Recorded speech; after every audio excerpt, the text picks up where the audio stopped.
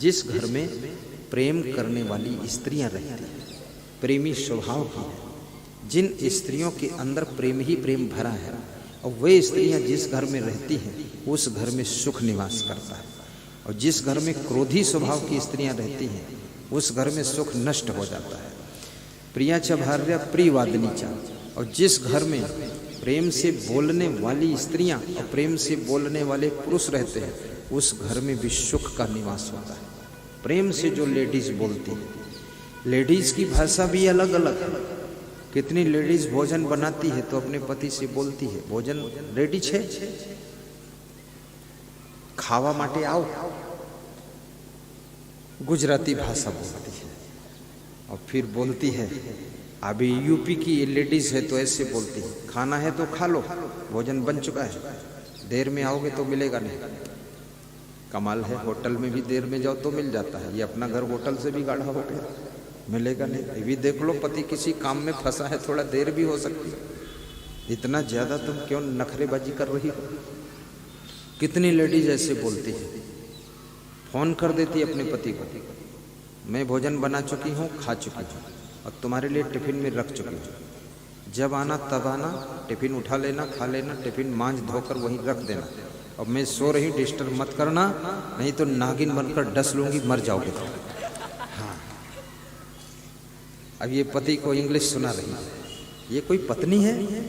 कुछ नहीं है, ये सुपर्णखा है। अरे तू एक पति के लिए उठकर भोजन नहीं परोस सकती है? इतनी आलसी बन गई, निकम्मी कहीं की, काहे के लिए बन करके आई है यहाँ घर में पत्नी? मत बन पत्नी, वहीं रह जहाँ रहती थी, ये फालतू नरक बनाना है। कैसे उन्नति होती है। मैं छत्तीसगढ़ में प्रवचन कर रहा था, कोरबा जिले में, दीपिका कॉलोनी में, तो एक कार आई और मेरी शुरुआत थी उस समय।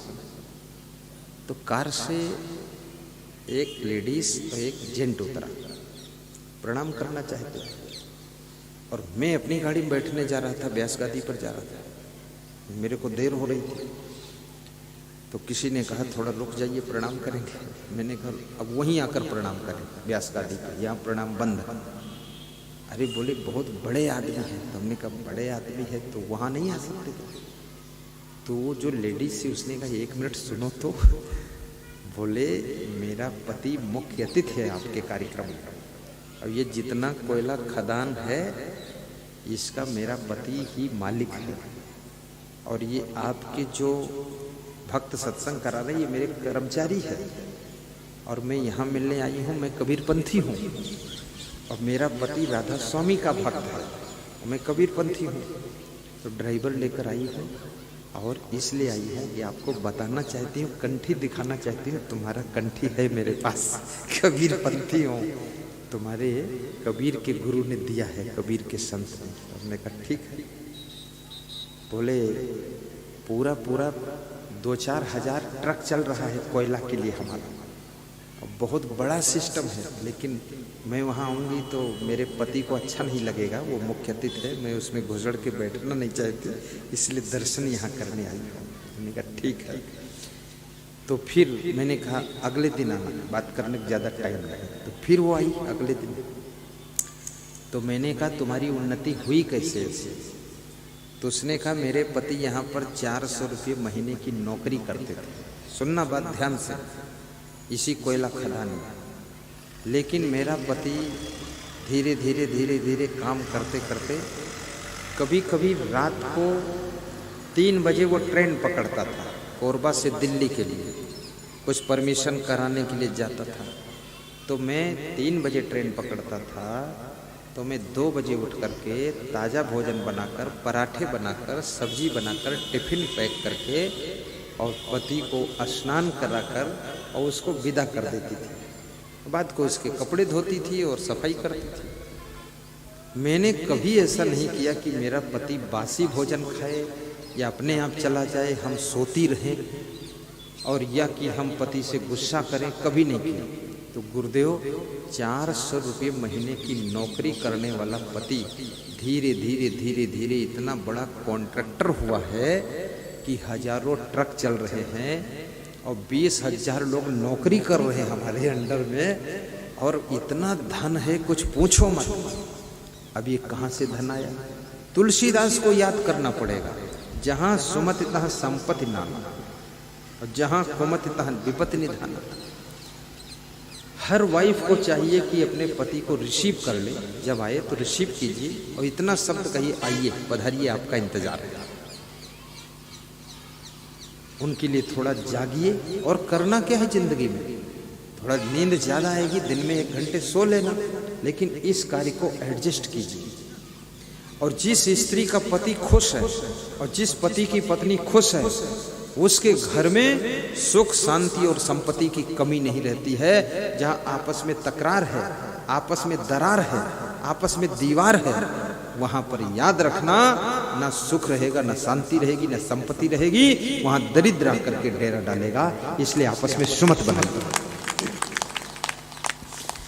जहाँ सुमति तहाँ संपत्ति नाना।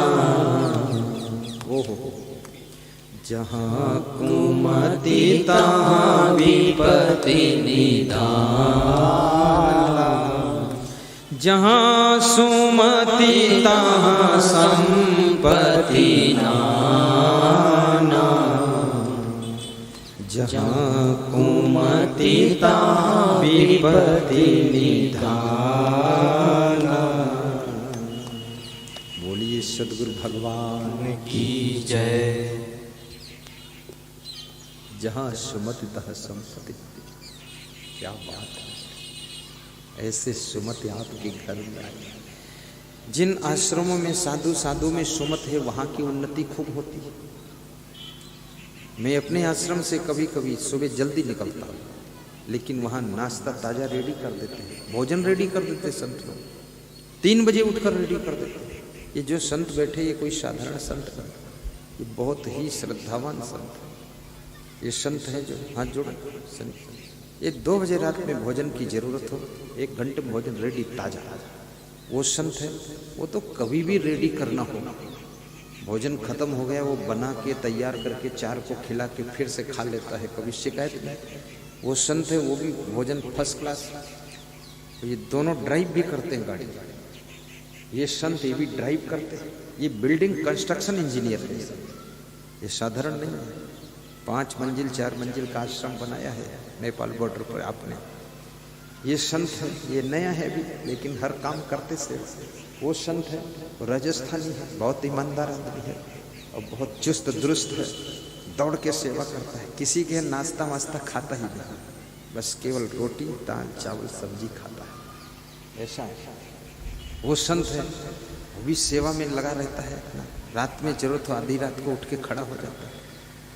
ये संत 14 साल से ये मेरे सामान के प्रबंधक है, सब सामान। दिनकर दास आंध्र प्रदेश बॉर्डर से है। 14 साल से ये जिंदगी भर रहेंगे। जिंदगी भर रहोगे? हाँ, जिंदगी भर। जिंदगी भर रहना चाहिए। इधर उधर पैतरा क्या बदलना है, भाग भोग करना, खाली खुराफात मचाना। ऐसा संत है।